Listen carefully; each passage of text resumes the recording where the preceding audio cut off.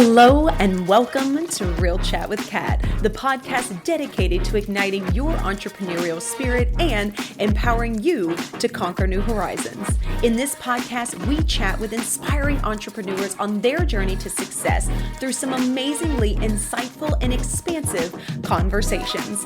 These episodes thrive on thought-provoking chats where our guests fearlessly explore their path to success, sharing their experiences, failures, and triumphs. No topic is off limits as we deep dive into the talked about and not so talked about pieces it takes to build a business, overcome limiting beliefs, deal with personal struggles, and everything in between that shapes our lives and our businesses.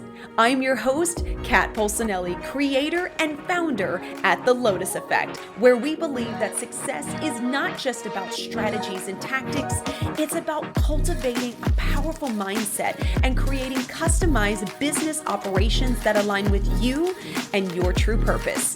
Whether it's mastering time management, improving productivity, enhancing leadership skills, or simply fostering a growth-oriented mindset, we'll provide you with the tools and strategies to flourish in both your business and personal life.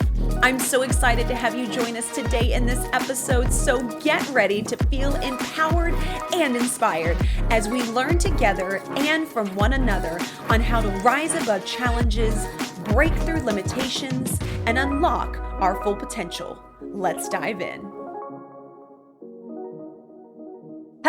Hello, everyone, and thank you so much for joining me today on this episode of Real Chat with Kat. I am so excited to have you here with me today, and I have an awesome guest that I'm super excited to bring to you guys. So, Rob Soehner, do us a favor and tell us who you are, what it is that you do, and what got you into your space. Sure. Rob Soehner. I'm a certified executive and small business coach, and I got certified through Focal Point. So I work with Focal Point. My background, I spent 25 years leading manufacturing operations. Got my start really in continuous improvement, like lean methodology, Toyota way, kind of working with GE for the first 13 years of my career. And then as I moved into leadership positions, kind of learned a few things. I learned, like, if you want to be really good at something, you have to do one of three things. You have to be smarter than everyone else, which is really hard to do. So that wasn't a great strategy for me. You have to work harder than everyone else. And I always tell people I like my family. Most of the time I like my family, but so working harder than everyone else and spending more hours at work, that wasn't my strategy. And so what I found, the other way is that you can help create really great teams.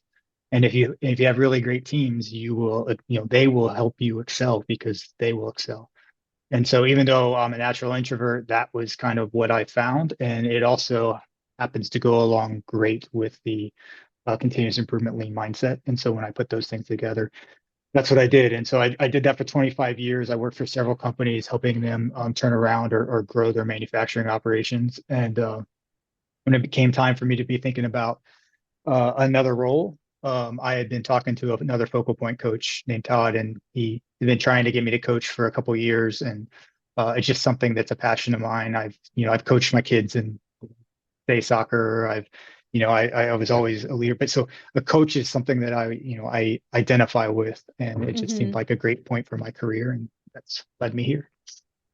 Which I love. And we've had the privilege of having an off-camera conversation a little bit about leadership and what that looks like as well. So I'm super excited to kind of dive into some of those pieces today too, because, especially with your background and everything that you've done, it's so interesting to think of leadership, which I feel like is becoming more of a buzzword, where before it was boss and employee, or just team. And like, that was kind of that, like, that was it. Right. And somebody led it. But for a lot of years, and I feel like, especially still in the corporate world, even if you have a team, right, in a corporate setting, you don't necessarily have a leader. You have someone that bosses that team around, that is in control, essentially, right, of them. And being able to see that in such a different light and create leadership, which, like you just said, is a different mindset as well for the way that you think of things, how you deal with other people, is, to me, is like so wonderful to see, especially with, my background in corporate as well in the medical field and being treated that way. So I Mhm. love that you jumped into this and it was a natural progression of something you already enjoyed as well. Yeah, I think most people get into leadership because they're really good at something, and that something has nothing to do with leading, right? You're good at whatever it is, right? If you become a coach in a sports world, it was because you were a really good performer in that sport. If you become whatever it is, right? But it has nothing to do with leading. And then to make matters worse, most of our role models in leading, right? We learned to lead are in the United States. You had World War One, World War Two. People went off, came back, and they learned leadership through the military. And where you might need to lead in a certain way when you have to make very critical decisions, life or death decisions, and you have to respond, right? When Mm-hmm. you're in a battle, there's no time for you to like question, hey, is that the best way? Should we let's pull a meeting together in an hour. Let's talk about this decision you're making and then let's go. You can't do that.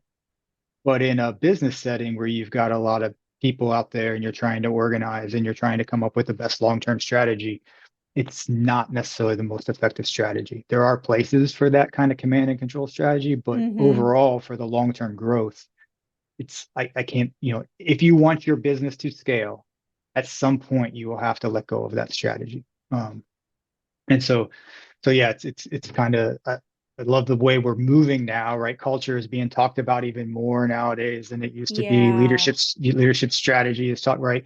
We want more leaders and we want managers. I mean, everyone puts their own definitions to those words, so it can be tricky. But how do you how do you more effectively lead people and allow them to grow is what's going to help you scale for sure. Definitely. And I think that people have to understand as well when you're in that leadership role that there are things that you have to let go of, things that need to be delegated off. I think that that is where that mindset shift piece comes in. And I'd love your take on that as well of you go from kind of running all the things, being in charge of all the things, or making sure that you have control, almost like project management, right, over all the things. But when you get to a certain point and you're like, okay, we've got to do this, which means I have to step out, being able to let go of that ego, that different mindset, or that control, which for a lot of us is that stability, right? Because we're like, okay, if I know that if I've got this, it's getting done kind of a thing. But like you said, in order to grow, there has to be that space for other people to step into their zone of genius in that field.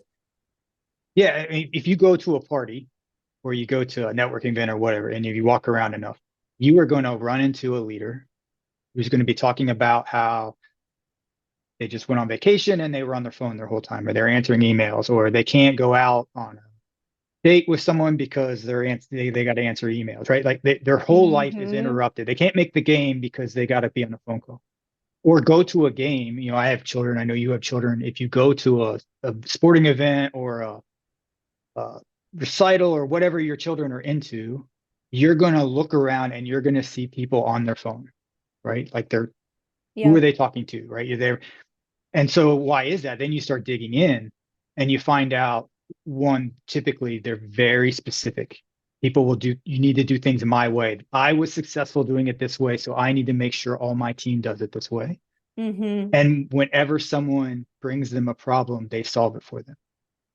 Hey, I'm having trouble with this, do it this way. Hey, I'm having trouble with this, do it that way. Right. So what you're doing is you're training your team not to make decisions. You're not allowing them to learn how to solve their own problems because you're solving their problems for them.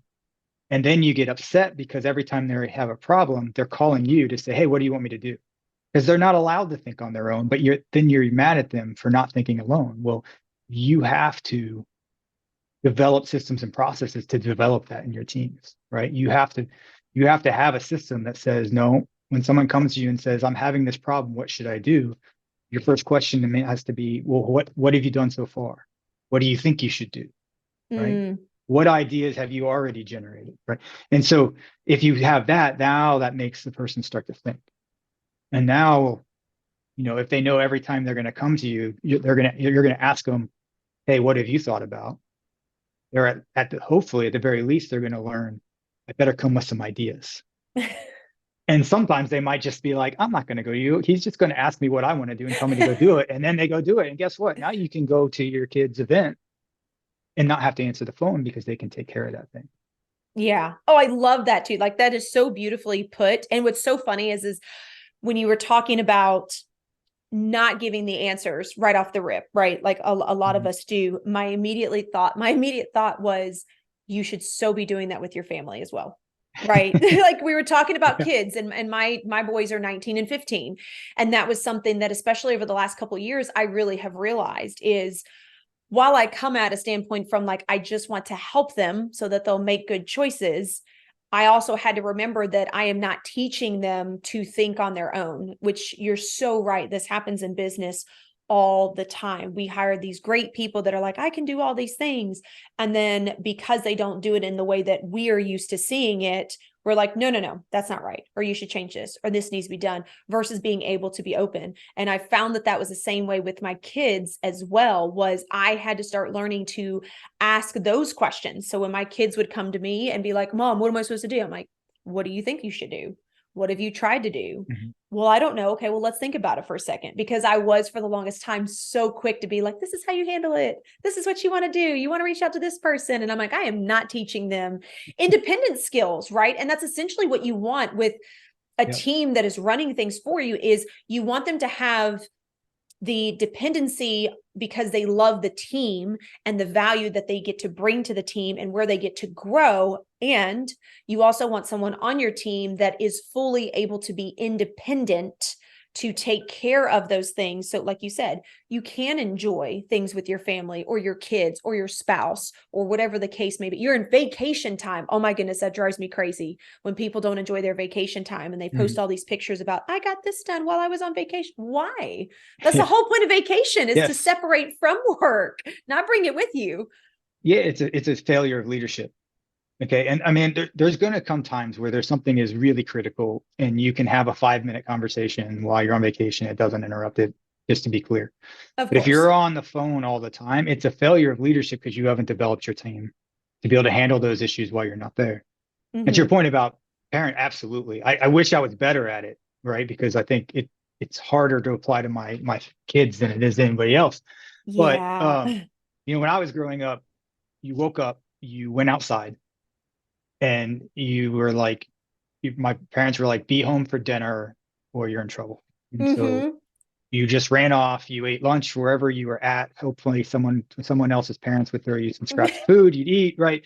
But anything that came up, you had to figure that out because you weren't going to go home or even in my case, my parents might be working. So figure it out, right? So we had to do that. And then, when I came into the workplace, I had some concept of how am I going to solve a problem. Now, hopefully I've gotten better at that over time, but I think that's, something I need to do a better job at with my kids is preparing them. How are you going to solve problems as you go through life? And so, it's very similar to the workplace. Are you preparing your team to solve problems, or are you solving them all for them? And, we are all helicopter parents now, right? And so that's like the trend. We hover over them. We're worried about any danger. And, one of the impacts of that, I think, is we aren't being as effective at teaching our kids to solve problems. And then we take that into work and it's like, no, do things my way. And don't solve a problem, because if you mess up, I will yell at you and I will I will embarrass you in front of the whole team. Now, that's not the conscious thought that's going through the leader, but that's what the impact is. That's what you're doing. And then you don't have a team of problem solvers. So everything has to come through you. Yeah. Now I have an interesting question too, because, and again, I know that, again, we got to have a little bit of a conversation off camera. So I have a little bit of an advantage, but one of the things that we had talked about as well was, for a lot of people, especially like you said, people that you tend to work with, they are in a leadership position that it isn't necessarily that they are a bad leader or that they're more of a boss, but they don't realize where they could improve on their side. And the immediate reaction is, my team just can't get it together. My team just can't handle it. Would you say, when you're dealing with that has a lot to do with their mindset and some part of their team? Or do you see that, the team has the capabilities, but maybe they're not in the right role and the leader just hasn't recognized that? I think it can be both. I think typically, again, a leader gets into a leadership role because they were really good at something. I'm a really good welder. Now, I'm not actually a really good welder, but let's say I was a good welder. And then I become a supervisor of welding, right? Well, that Hmm. skill set of becoming a good welder doesn't necessarily help you become a leader of welders, other than you have a lot of technical knowledge. And I say, Hmm. if you look at a sports coach, um, and I'm going to have to change soon who I talk about, but you look at, like, for many, the greatest basketball player of all time was Michael Jordan. Now people are probably going to say LeBron or Kobe or whatever, but um, Hmm. Michael Jordan became a coach, and he was a bad basketball coach. He wasn't very good because he's like, hey, everybody, just do what I did. Go out, score 40 points. Three of you score 40 points. We win the game by easy, right? Just go do that. I'm exaggerating, obviously, but who is a good basketball coach is Steve Kerr, who was a guard who played with Michael Jordan, didn't have nearly the ability, had to learn how to fit into the offense and know what his role was and how to do that. And so then now, as he becomes a leader, he understands what all the different roles are and how to teach them. So when you become a leader because you're really great at something, you haven't necessarily learned, like, you've learned what worked for you, Hmm. but what worked for you isn't necessarily going to work for everybody else. Everybody else has to learn how to solve their problems, how to do what their best approach is to solving the problem. And by the way, when you get a bunch of people coming with different ideas, but all going in the same direction, you're going to get a much better result than a bunch of people who all think exactly the same. And that's proven statistically. I don't have the data in front of me, but that's proven statistically, right? So, Hmm. diversity is proven to be better than single-mindedness, right? Trying to recruit everyone to be just like you. So Yeah. that's why, I think I got off onto a tangent there, but that's why, it's so important for the leader. Now, you can occasionally have people that just aren't in the wrong seat, or in the right seat, sorry. Hmm. They might not, but then we got to ask why, right? Do they clearly understand what is being expected? Do they, um, do they buy into what is being expected? you know, have they been trained to be able to do what we want them to do? And then lastly, some people, do they have the ability? I find the problem is mostly in those first three. Have we clearly communicated in a way they understand what we're trying to do and why? And then have we communicated how, in general, we would like that to be done? And if we do all those things, most people are going to perform. People don't wake up. There's probably a few, and so someone will, like, email you in, or whatever, and they'll be like, yes, sir, I know this person who does it. But people don't wake up and say, you know what, I'm going to go into work today, I'm going to cause a bunch of trouble, I'm going to, upset my boss and get fired. Yeah. Like, that's not what people want to do. They want to go Yeah. in and do a good job and be rewarded for it and see the company be successful so that they have job security, right? That's the overwhelmingly majority of people. And so if there's a gap, why? And then if you do find someone who just doesn't have the ability, well, now we have to make some decisions. Is there another seat in the company where they can excel at? Hmm. Do we have to have our roles aligned? If the person has everything you want, they're skilled, they're knowledgeable, they have great attitude, they align with your company values. Well, maybe the way you drafted your organization can be adjusted to take advantage of this person. And if those things aren't there, then maybe you have to say, okay, we've got to find a better fit for you. We've got to find somewhere where you can go excel, which may not be in the company. But I think that's the Hmm. small percentage of the solution. Yeah. And I love this so much because this is something that I talk with my clients as well, with the entrepreneurs, especially for those that are looking to hire people on to be a part of their team. And I want to backtrack to the first thing that you were kind of talking about, which is that you don't necessarily want someone that's just like you, right? Because if you are a leader and you are leading your business and your entrepreneurship, if you try to bring someone in just like that, one, they're probably only going to be happy for a little while before they want to excel and be like, well, I can do what you're doing. Right. But I love the part of finding people that are diversified. I am Mhm. really big on that. That is something I talk with my clients about a lot. Like, if you know that you work this way, for instance, I had a real estate agent that I worked with, and she was what I called my brain dumper. So like all the ideas came out like all at once and everything, right? But the person that we had in the role for her admin was very organized, was very detailed. Everything was task oriented. And while she was fantastic for that role, their communication was completely off. Mm-hmm. Right. So the brain dumper expected her to be just like her. And the tasker was like, I have no clue what on earth you are doing. There's no timelines. There's nothing. So it's being able to understand those differences as well and play upon them to that person's advantage. And I think that that is huge. Whether it's in entrepreneurship, small businesses, corporate offices, anywhere in that capacity, is being able to see where you're not that great of, put someone in that is good at it, and understand their perspective and how they tick at least a little bit so that your communication comes across united. Yeah, absolutely. And so when you're talking there, it's just so one of the tools we use at Focal Point a lot, I use it a lot every time I start with a client, is DISC. We do a couple of different assessments, but DISC is part of it. And Okay. so, without knowing more about the people you're talking to, it could be awfully wrong, but it sounds a little bit like the first person was probably a high I, likes to talk, likes to think out loud, likes to think Yep. outside their head, right? And the other person might have been a high C. And so loves to get in the data, very organized, right? And so understanding all those is really important. I think a lot of people take DISC and they understand about themselves more, which is great, right? If you can understand who you are and how you like to communicate, that's great. The real Mm-hmm. power comes in understanding who everybody else is, but that you can adapt to them. And then once you can adapt to others and be comfortable communicating in the ways other people like to communicate, now you can be a lot more comfortable about hiring people who have, are different than you. And that's really Mm-hmm. important, because if you're a high C, you love to analyze things, but sometimes you need someone to pull it out and say, look, you guys got to make a decision.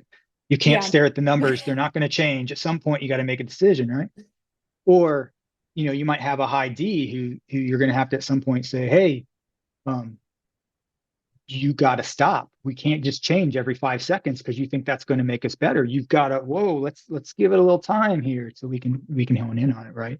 Mm-hmm. So you got to know all these different, you know, you got to have the different people on the team to help you to make a stronger team where you're going to get better, right? And so, I'm a high D, high C. And so very task oriented. And I had to learn as a leader, right? Because leader is about people, right? So I'm all about task. When I walk into a room, every instinct I have is to say exactly like why I'm there. So I'll walk in the room, say, Kat, I need this, and blah, blah, blah, blah, blah, right?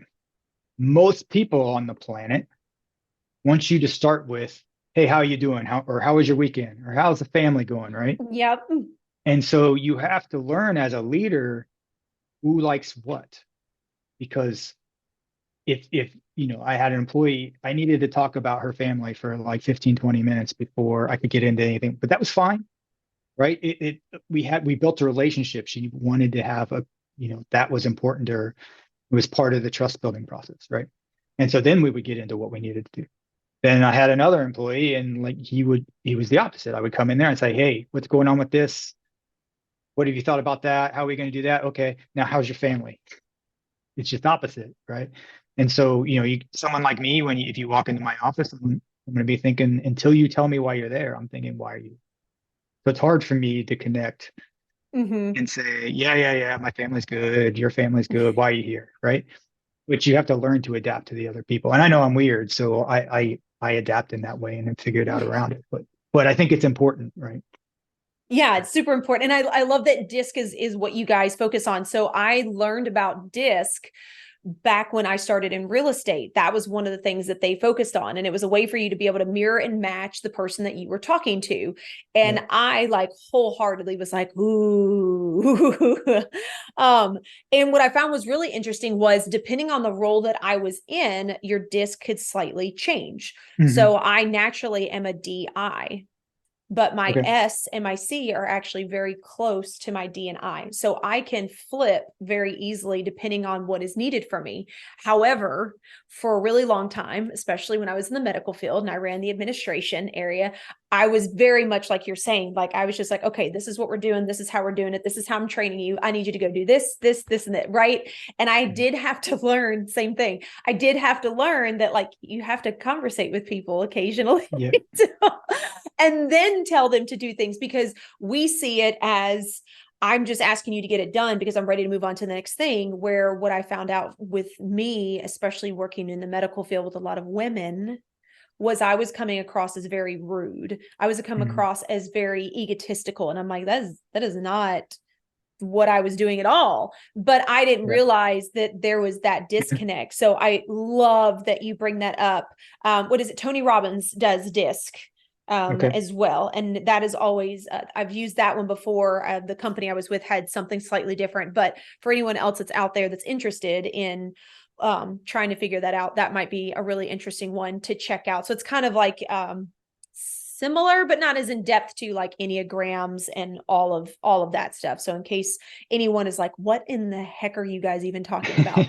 The DISC is Yeah. DISC. So, and each Yep. one has characteristics, which you can have multiple characteristics, but generally your first one is the one that comes across when you meet people. And then the second one is the one that comes across once you get to know someone. But it's very beneficial to understand that. To be honest, it's beneficial to know that with your friends and your family as well.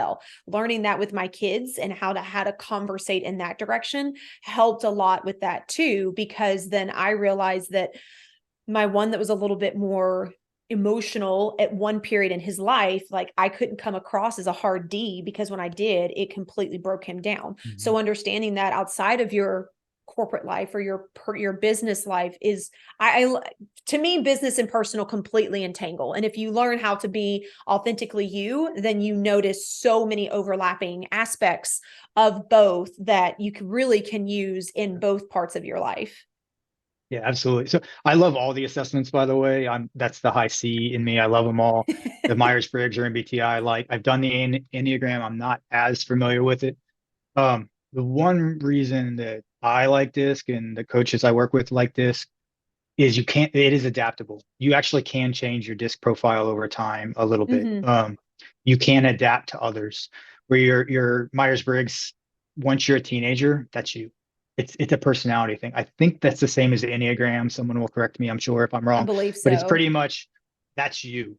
And so as a coach, yes, I think it's good to learn who you are, but I'm here to coach, right? So what we want to do is figure out what ways can we get better results or change the results or get through Mm-hmm. issues. And so that's why I like this, because it is changeable. And it's funny you say, you apply it to, home and all that, because probably the most common thing I get. So I'll do a in-depth review of somebody's disc. We'll sit down for an hour and a half and really dig into it. And one of the most common things that I get asked after that is, "Hey, this is great.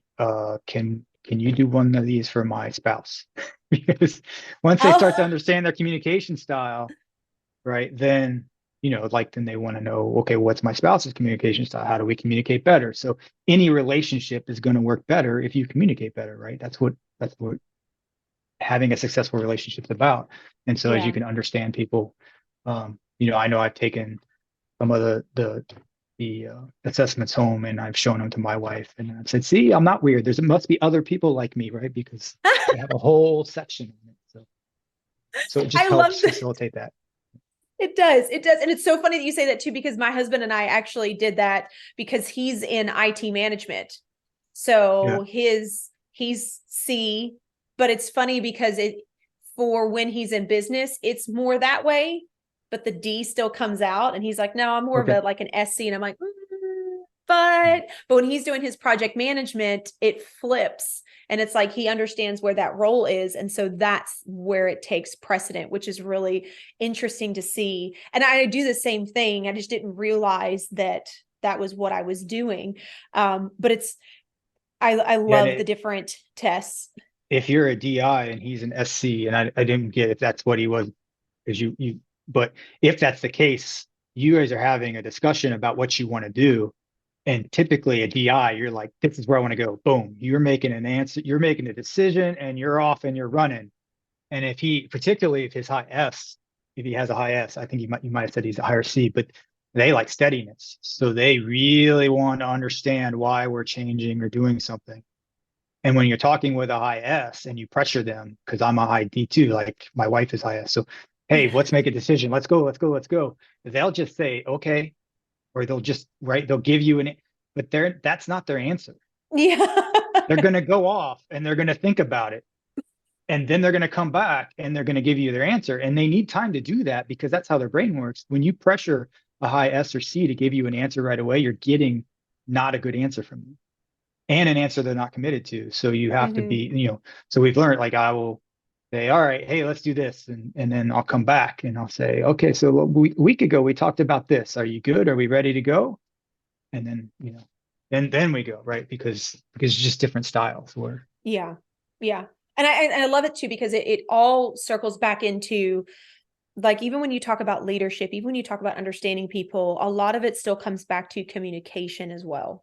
And really making the time and the effort to understand people and then putting that into play. And that was a huge thing for a lot of my clients that I deal with, and how we hired someone and then teaching them how to have those continued conversations, because it's still your business. And you can allow other ideas to trickle in that may have been things you never thought about, right? And it's the same thing in my personal life as well, with the friends that we hang out with, or even with my teenagers now.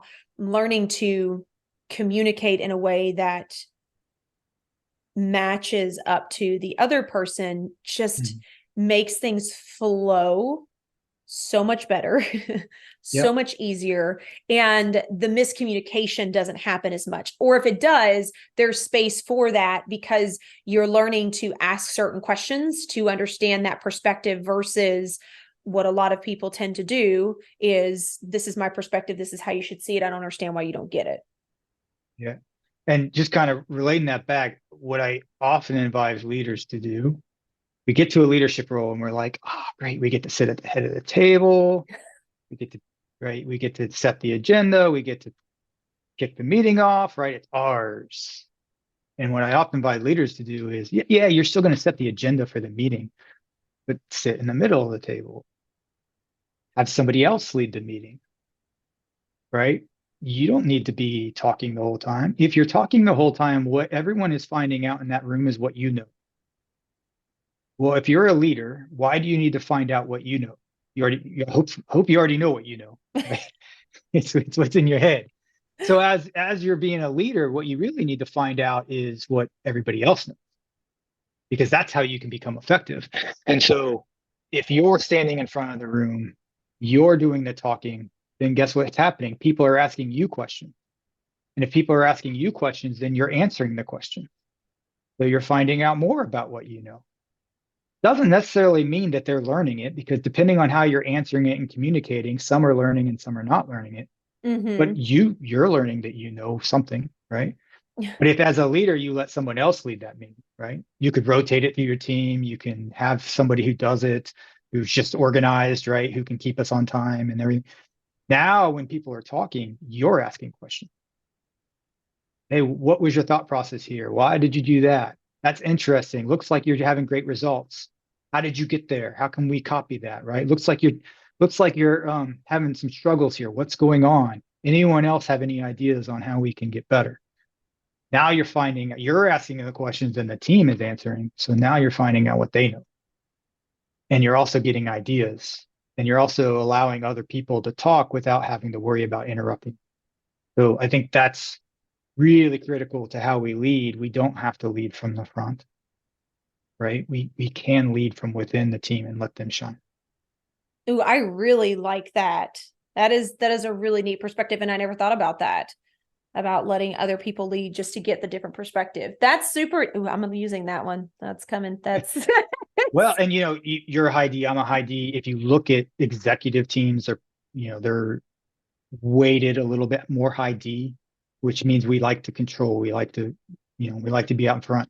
And so if you as a high D, if you're in a leadership role, you're going to take take control of that meeting more, right? And what you're doing Yeah. is you're pushing down other thought, and you're a high DI. So I's like, you naturally you want to dominate the conversation, right? I'm probably talking too much. You're like, Rob, shut up. This is my show. I need to talk more. So, high I wants to talk more. High D wants to control. So you do get a lot of leaders who are high DI. And so you then they wonder, well, why am I not getting ideas from everyone? Well, shut up. Take a breath. Let them talk, right? And then you'll get more ideas. I love that. I have to tell myself to shut up all the time, so it's fine. I've learned over the years. I'm like, oh, you're talking way too much. Shh. I have an amazing group of women that I'm a part of, and we have this wonderful mastermind that's held every Monday. It's a group called Her Nation, and I am always giving feedback to a lot of the ladies that are in there, and I love that. But there have been several times where I'm like, "Ooh, okay, stop. Okay, ooh, let's okay." You've made your point. Stop making your point and allow someone to reverberate. So I have learned to, if I catch myself talking a lot, that I have to ask questions back to the person that I'm speaking with so that Yeah. the conversation can continue and I haven't kind of shut the whole thing down. Because you're so right. And I used to do that when Yeah. I was in the medical field. I let it, I took care of it. This is what we did. And then later I'm like, I don't understand what your problem is. Like, why didn't you come to me? And so looking back at it now, I'm like, oh, yeah. Yeah. And those high C's and the high S's, they're the introverts, right? So they're sitting back hmm and they're listening to it all, and they're comfortable because you're talking and they don't have to talk, which is great. And they're just listening, right? But what they're not doing is telling you what they think. So they're listening and you're thinking, oh, they must agree. No, they're learning, right? They're understanding what you do, right? And then they'll go off and they'll process it, and then they'll come up with what they think about it. And so you've got to allow them time to analyze data and process it outside of a meeting. So if you need a big decision and you've got S's and C's on your team, don't come with the data, make them see it for the first time and then expect a decision in the same meeting. Give them hmm the information they need, let them process it, then come to the meeting. And also you got to pause, right? You have to encourage them. Hey, what are your thoughts on it? Because they have them, Yeah. but they like to collect data. So they're going to let you talk so they can collect more and more data, and you have to pull it out of them. Yeah, it makes so much sense. Oh, I love this so much. And like I said, I love the disc, and I that has definitely been one of my favorites, just because depending on the situation that you're in and where you're at on it, things can kind of change Mm-hmm. or take over and you can see it flow. So oh, Rob, thank you so much for this conversation. This has been wonderful. These are things that get me so excited, and then I'm like, oh crap, time's almost up. So as we wrap up this conversation, one thing that I always love to ask all of my guests is, do you happen to have a quote or a piece of advice you'd like to leave the audience with?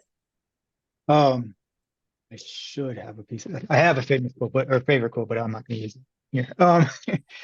I think, I mean, just having what we're saying, it's my piece of advice is take the time to get to know, if you're a leader of a team or even just on a team, take the time to get to know how everyone else likes to communicate.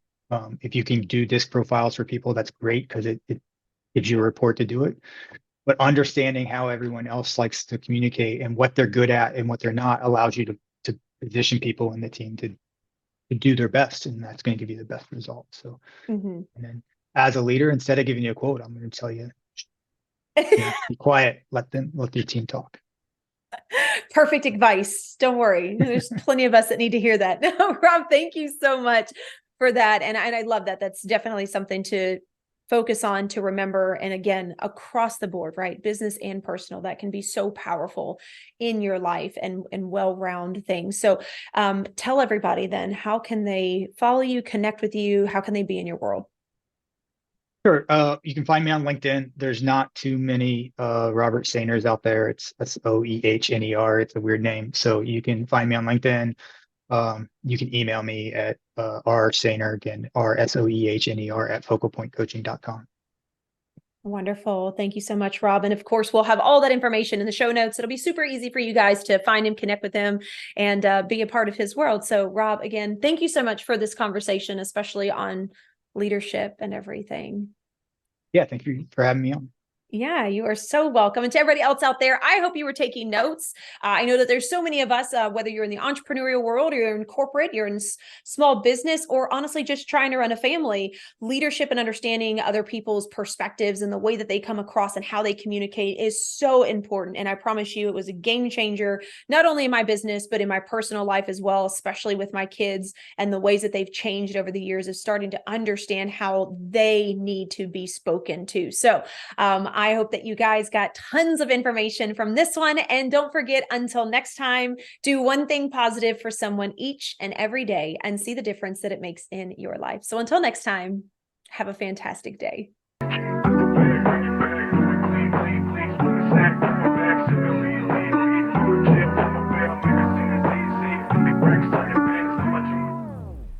Hello again, and thank you so much for being a part of the podcast today.